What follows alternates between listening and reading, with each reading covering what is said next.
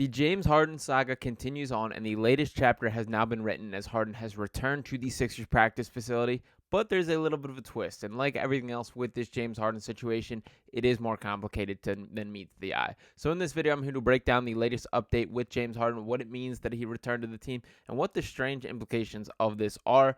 But before I dive fully into it, I do want to make sure that you guys are hitting that subscribe button. That at this point in time, 82.1% of you guys watching this video have not subscribed to the channel yet. Sixers basketball is upon us, that the season is finally here. We have a ton of big plans coming up for the season, so I want each and every one of you a part of it every step of the way. So make sure you're hitting that subscribe button, ringing that bell so you're not missing out on any content, and keep this Sixers Digest family growing.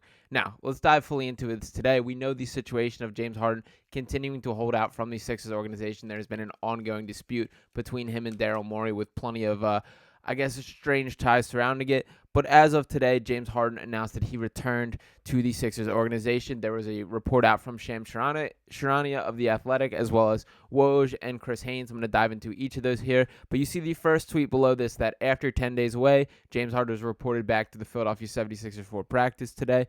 But just like with everything with the James Harden situation, it is not as simple as that. So a little while after that, Sharani quote tweets his own tweet and says, James Harden returned to Philadelphia on Tuesday night with his bag packed to join the team on the road for Thursday versus the Bucks and Saturday versus the Raptors. But the 76ers have now asked him not to travel with the team, sources said. So this part is interesting to me, that we know the situation of Harden holding away, that he did not want to be a part of the organization. I have another video breaking down that there was a report that was released by Scoop B saying that there were these personal reasons of his mother being ill and a ton of situations beyond.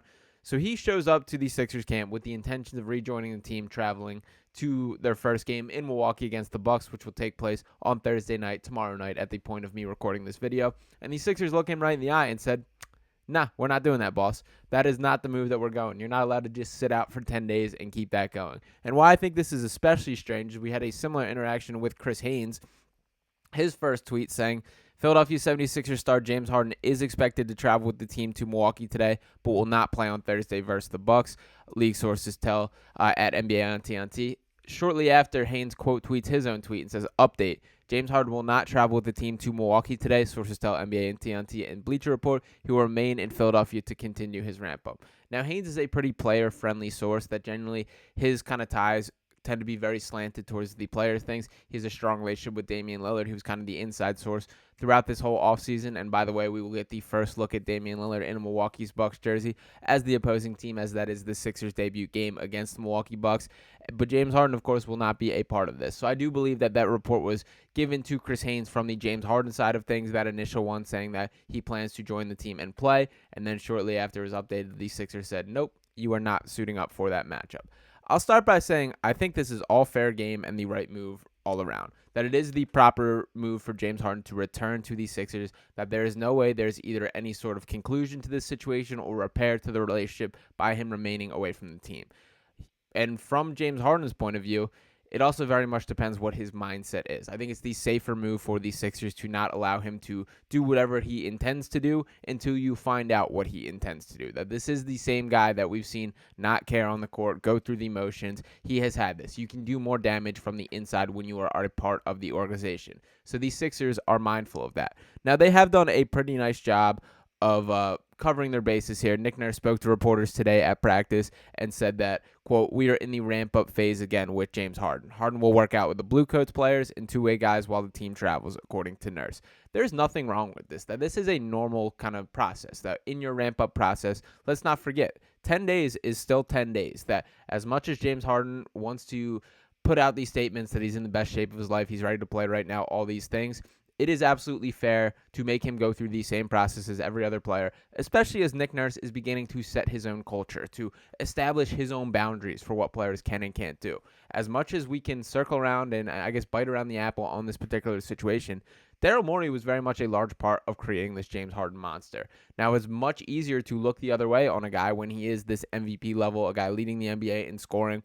But it became the norm under Daryl Morey that James Harden could basically do what he wants. There are plenty of reports of him showing up late to team planes, him wanting to stay in the city for an additional day to go hang out and with his rapper friends and do whatever he wants to do at bars and wherever else the night might take him. So there are these things that were created a decade ago in Houston. it's tough to put the toothpaste back in the tube on those types of situations when a standard is set that that's okay, and all of a sudden it is not. That's kind of where we're at with these Sixers. That Morey's kind of looking at Harden is you no longer have this long leash as a player that you have to abide by the same rules as the rest of the team. That doesn't seem to be sitting well with Harden, and I think this is a nice example of the Sixers digging their heels in on this issue. And by the way, they are absolutely right to do that because this is a new era of Sixers basketball. But I think Nick Nurse, more than anyone, has the right to dig his heels in, begin to create a culture because this is his organization to run now. That we have entered the Nick Nurse era, and that how he handles this particular situation will very much set the standard for what others are held to. That if it becomes okay for James Harden to cause a scene, then we're looking at another scene. I think that's the exact kind of process that happened with Ben Simmons, which turned into James Harden. And part of this is obviously these guys internally. James Harden, more specifically, I'm speaking to here, that we know he's a guy who's capable of causing a scene, making issues until he gets what he wants. That's who James Harden is, that he is the whiny, spoiled brat kid who has grown up and is now the adult who still throws temper tantrums when he does not get his way. It is one thing to be able to do that when you have the level of talent that commands that type of respect. It is another thing when you are a 34-year-old aging point guard who's lost a significant amount of burst. Now, James Harden is still a fine NBA player. He's a guy who can contribute positively, and if he was bought into the Sixers team, he absolutely would be helpful to them reaching their goals. But that's not the position that we're in. So we're going to continue to wander down this path. I think the only way that a conclusion is reached is for him to step back on the floor to showcase that he can still play. And by the way, James Harden, you're still playing for a contract that no matter how much of a fuss you want to cause, no matter what what the issue is, you will be a free agent at the conclusion of this year. I've reinforced that I don't think he is dumb enough to allow the Sixers to be able to guide the future, to be able to control his basketball destiny. That would be the case if this holdout had lasted over 30 days. By him returning to the Sixers once again, that slate is wiped clean, and he will now have his freedom to choose his next basketball destination at this free agency mark. Another point that I did want to bring up, and it is still the ghost of Sixers past here, was Doc Rivers, who we know is going to be around basketball and around the NBA all year due to his new job with ESPN. He will be on calls, and he was on the Dan Patrick show today, which he had this quote here. He was asked about his relationship with James Harden and said, quote, "Our relationship, it was an honest one. It's probably why I'm doing TV right now." Pretty funny, and I want to start by saying that the first game that Doc Rivers calls, the first Sixers game that Doc Rivers is on the mic for, is going to be can't miss television. Now make sure you get out your popcorns for all the little side comments, the digs, and Doc Rivers continuing to deflect any responsibility that he might have in this situation, which, like it or not, there is to some extent, Doc, you are responsible for this.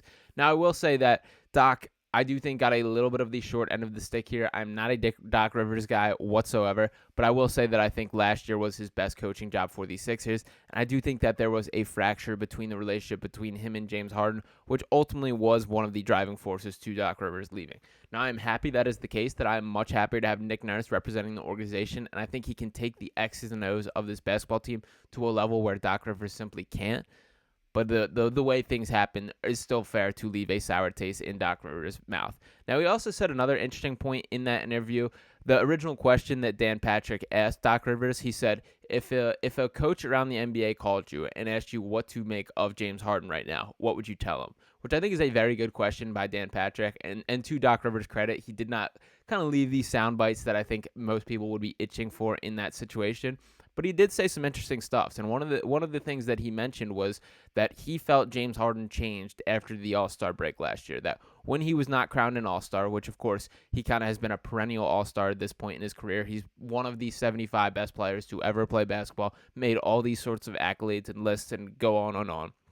James Harden did not receive the All-Star nod, and in fairness, I do believe he deserved to be an All-Star. That I have a podcast I dropped out at the time kind of comparing the All-Stars, and Jrue Holiday's really the guy I felt like it was slighted against James Harden on, that Holiday ultimately got the All-Star nod over James Harden. Don't get me wrong, Jrue Holiday, a fantastic player in his own right as well, but James Harden averaged more points, assists, rebounds, had a better shooting percentage, had a better three-point percentage, and just kind of across the board was more valuable to the Sixers than I believe Jrue Holiday was to the Bucks. So I do think that James Harden deserved to be an All-Star last year, but the bottom line is he did not get that recognition. And the next bottom line is it's not acceptable to use that as kind of a point to be frustrated about in a negative way to your team. It's one thing to use that as fuel to prove people wrong and want to prove you're still that all-star guy, But Doc Rivers talked about how he got a call from Harden, who said he wanted to start playing with the second team more, which basically meant he wanted his own offensive numbers to inflate, that he wanted to be able to create his own offense in a better way. Now, I personally like the model of James Harden with the second team last year. I don't have an issue with that decision specifically, but the mindset still speaks, is very telling of James Harden, of him wanting these accolades, wanting these stats, and it just not translating into winning ways, the way stars desire. So it is an interesting interview. I would recommend you guys check that out. But back to the James Harden situation as a whole, is the Sixers season starts tomorrow. Like it or not, James Harden, Daryl Morey, Joel Embiid, any Sixers fan, there will be 82 games played by the Sixers this year. It starts tomorrow. There is a season to play. With or without James Harden, that bridge needs to be crossed. That there will be a full year of games, and whether you guys are ready or not, that starts tomorrow. So they do have to figure out this James Harden situation. I do think it's the right move to let him enjoy his ramp-up process and stay away from the team from now. You do have to kind of walk this balance of how much can you showcase this guy to increase his value versus how much would it be a detriment if he does not care out there, and making sure he does not cause any fractures within the team. I do think it's a step in the right direction that he's back within the organization. There's a step closer to a conclusion to this overall situation, but there's still plenty of twists and turns that are still to go. Until that price point that Daryl Morey has set is reached, I expect no real movement on the trade front, and I expect us to continue doing this dance. But I will be here every step of the way. We will see what happens. I appreciate you guys for tuning into this video. Sound off in the comments. Let me know what your thoughts on the James Harden situation as a whole, if this changes anything in your mind, and what the Sixers route should be from here. Once again, make sure you're hitting that subscribe button and ringing that bell so you're not missing out on any content. These Sixers are back in action tomorrow. I cannot wait to talk about everything that goes down. So I'll be talking with you next time right here on Sixers Digest. Peace.